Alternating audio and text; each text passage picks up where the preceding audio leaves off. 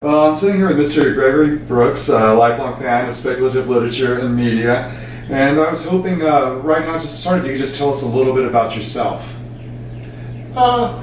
Basically, I'm retired from New Orleans, Louisiana, for the Dr.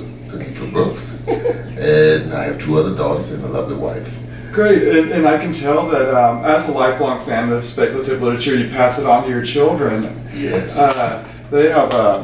They are big fans of it. Is there something specifically maybe that you shared with your children with speculative lit? I always told them about, Henry used to sit down and spend time with me and watch the scary movies. Mm-hmm. And my daughter's not so much with the scary movies, but she always was a lifelong fan of scary movies. And also, we would get into things about the comic book situation. And I told her how comic books helped me learn how to read. I mean, it was, and the reason why I was interested in it.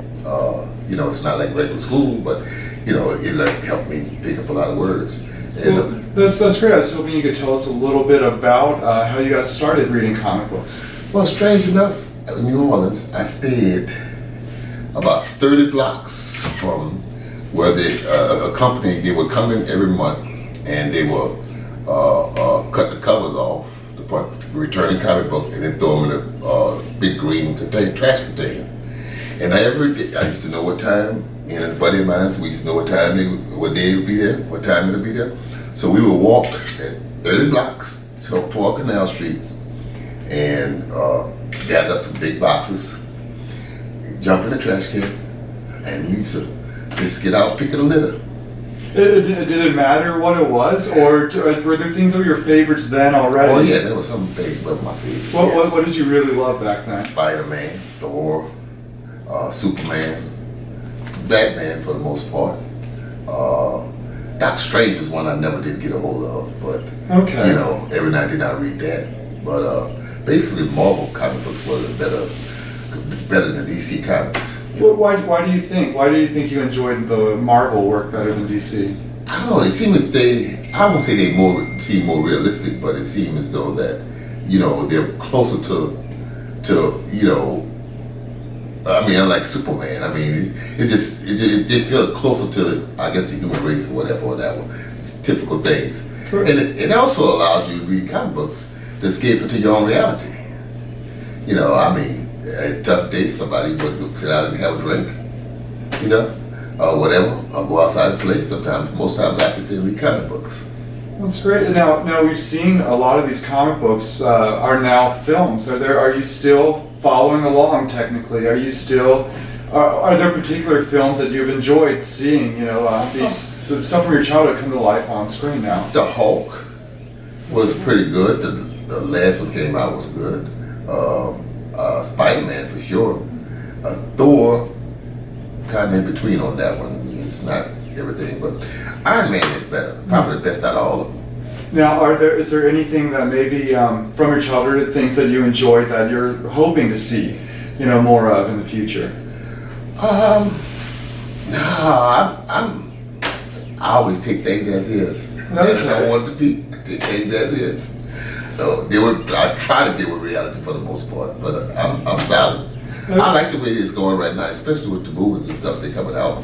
I'm relearning some of the characters from the old days, and then I'm relearning new characters they had. Mm-hmm. I remember they had Black Panther, whether it was Black Panther or in the old days, and he's supposed to be coming back out right now. Yeah, it just came. Yeah, so that that kind of brought back memories on that one, and just different things like that, Oh, that's great. Now, did you have a lot of friends when you were younger who were also into comic books, or did it feel more like a solitary thing for you? It was two of us, and we would get together sometimes, but then it was somewhat I could always do by myself and enjoy without getting into trouble. Now, were there was there something specifically? Was it the combination of art and literature that brought you to comic books? Was there something there that you enjoyed that you maybe enjoyed more than traditional books? Or yeah, I mean, like I say, it's almost like a escape from reality. It's almost give you the opportunity to dream a little bigger than what you really are. Superman. Who wouldn't want to fly? Right.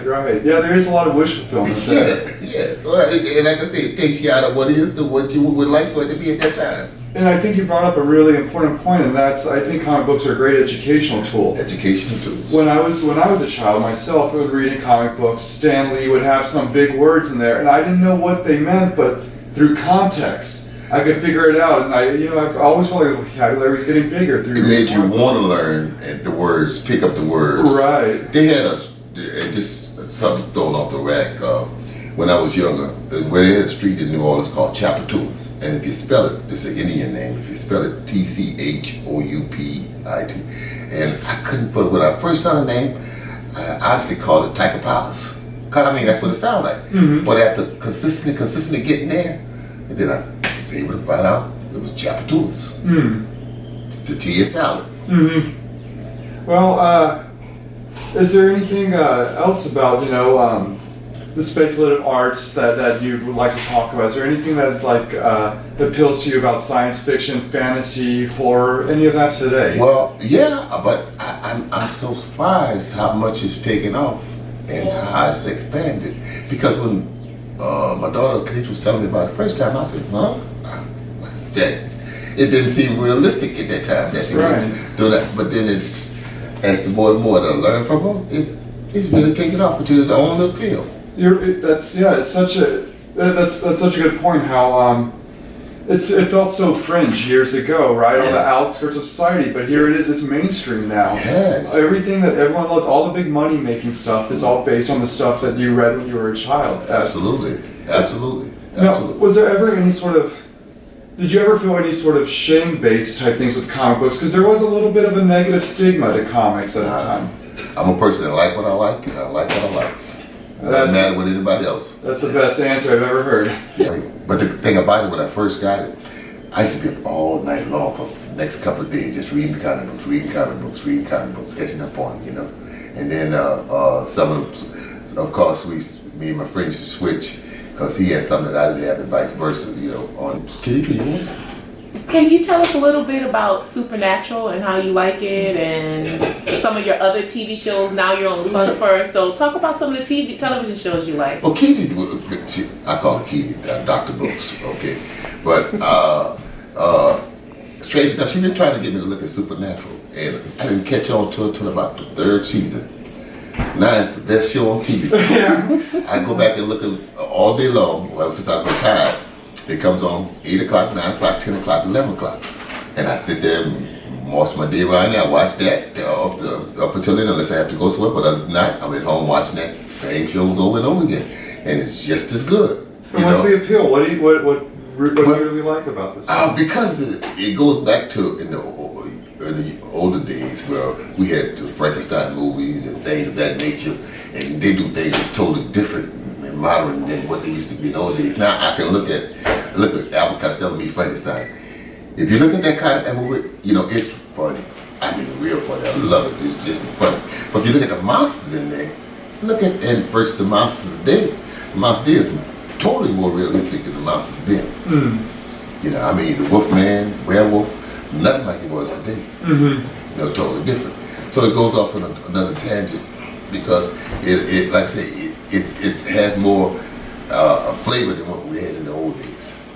Yeah, I can see that. It's in some way, the attitudes these changed, right? Like westerns aren't even the same. They were much slower paced back then, 3 hours long. We still have westerns today, but they're not nowhere like it did. Yeah. Nowhere like it is on that one, And sometimes, the relevance is you go back and you watch some of the movies. Like I watched Casablanca, that's with Humphrey Bogart. And every now and then I like to go watch that little movie on that one because it does bring you back to the olden days, But I'm in more in the newer days now, watching the movies right now. And also on TV, I watch a lot of the features, the specials, HBO Cinemax and things of that nature that comes on. It's kind of different but good. Like I know Penny Dreadful on Showtime. Is that one of those? I watched Penny Dreadful. You watched Penny Dreadful? Yeah. I didn't know that. I watched Penny Dreadful. You watched the second season? I've been watching since it came on. Yeah. And look how that went from the beginning to where it is now. Right. But what I find though is that they go so far ahead that it kind of makes it a little bit throws it a little off because you got nowhere else to go after you go to this point instead of building up to where you need to go. And most movies today they just go straight to the chase. Right. It feels like to me it feels like watching a movie now is like reading the short story. Where watching these long shows feels like reading the novels. It takes months and months and years to get there. Ironically, when I was coming up, my daughter didn't know this, but I used to, when I used to get them thick books, the novels that we had to read, I used to read the beginning, a couple of pages in the middle, and the end, and I got the story. There you are. I was just speaking. I got the story. Like early Cliff Notes. I got the story. That's great. Yeah, that's it. It's like getting an autobiography, and let's just read the author's bio on the back. There you go. And I'll be just as right as somebody who went through that whole book and read it. Can you tell us a little bit about Bobby and also why you like Lucifer now, why it's taking over for Supernatural? Well, that's one thing I got to pick with Supernatural and killed off Bobby. And it brought everybody back except for Bobby. And when Bobby left, Bobby kind of reminded myself old salty type person. And when he left, the show kind of went, blah, blah, blah. The black say they done ran out of space now, and they're coming up with something. And the beginnings of the series was much better than the end, what it is today, because, like I say, they done went too far early. And right now but it's still good because I like the actors in it. But I wish they would bring Bobby back. That series missing Bobby. They didn't give anybody else stuff about Bobby. Well, was there were there other TV shows like TV science fiction, fantasy horror that maybe from like the 70s or 80s that appealed to you? Twilight Zone. Night Stalker, yeah, with Darren McGavin. Oh man, I love that. They cut it short. I like it's only like 13 shows, maybe not that many, but I like to rewind and watch them all over again. Nowadays I watch them. I'm glad you brought up Twilight Zone. They just announced this week that Universal Studios is removing the Twilight Zone ride because the Tower of Terror, because no one knows who the Twilight Zone is anymore. They're replacing it with Guardians of the Galaxy will be taking it over. So man, Rod Serling's Twilight Zone. It was in the old days. And they had the director who did the Birds. Hitchcock. His movies were kind of on the edge. Yeah, always kept you on the edge of what you're doing with it on that one because you never know what was coming next. Well, if you watching like science fiction and stuff like that in the 70s and 80s, were you interested at all in the Battlestar Galactica, the kind of stuff where they were trying to bring a TV? Because I really didn't like the those kind of series on that one. The Star Trek or anything? I never got into Star Trek. Just to me, I mean, it's more realistic than the vampire movies. But to be honest with you, I just didn't get into those kind of things. I've always watched movies such with animal survival, skills with the animals use humans and stuff of that nature. I always watch those kind of things, But she mentioned about Lucifer. Right now, I like the movie, the show that's about Lucifer right now. I like that movie. I like that show. Yeah, that's one of the favorite shows now besides Supernatural. Kind of weird, but it works. It's the comic, the comic part is real good on it. No, I think I feel very similar as you do, and that's the science fiction appealed to me a little bit less than the more grounded, that kind of almost a magical realism, right? It feels like it's our world, but there's some parts of it that are just either supernatural or some of the parts of is out of this world. Yeah, that's correct. But it's still our world. Still our world. Yeah, I really, and I think that also might go with the escapism, right? It's easier for us to escape into it when it feels more natural. Yeah. Right. It's the same reason why I always preferred Spider-Man and stuff like that. Superman, it was much easier for me as a child to to connect with someone who's my own age but is in Queens, New York, going through girl problems than the perfect Zeus figure who's on Earth and can fly, and it's I also It's find a that little more appealing. Yeah, it's a little different. Did you ever think about writing yourself or drawing? I know you mentioned you would draw. No, not really. That didn't appeal to me as much as the comic book reading and getting to the comic books. But well, on second hand, that would have been a good thought by now. Right now, I'd probably be king of the world with that. With everything that's going on with it now. Yeah, it did take off. Yeah. I'm telling you. If Mama wouldn't have made you throw away all of your comics. She tells me all the time how she's going to this place and this place for this place. I said, huh? Man, the world is changing. Yeah, for sure. But it's different. Good, but different. Yeah. No, I think that's good. Well, thank you very much again for talking to us, Mr. Brooks. We really appreciated you taking the time. Well, like I told you before, when I took Kitty over that you sent me the text on that one, I said, well, I can talk to him over the phone on that.